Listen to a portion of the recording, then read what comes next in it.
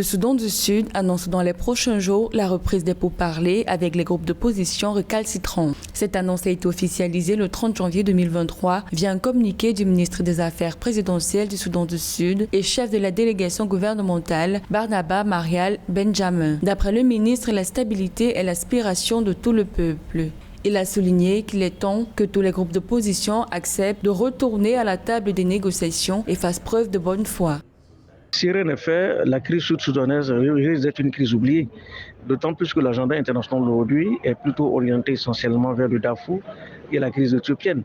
Donc les Sud-Soudanais doivent s'accommoder très rapidement. Ça fait maintenant 2 décennies que nous sommes quasiment dans un contentieux qui porte sur des détails en réalité. L'essentiel aujourd'hui, c'est de permettre à cet État de se refonder, loin notamment des manipulations et des turpitudes imposées par ses grands voisins en tant que tels.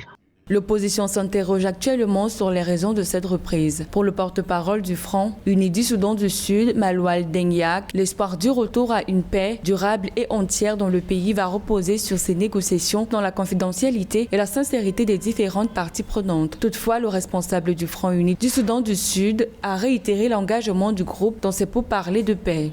Vous avez des groupes rebelles en réalité qui reçoivent des agendas de certaines puissances étrangères, notamment voisins au Soudan du Sud, qui n'ont pas intérêt que ce pays puisse prospérer en termes de souveraineté.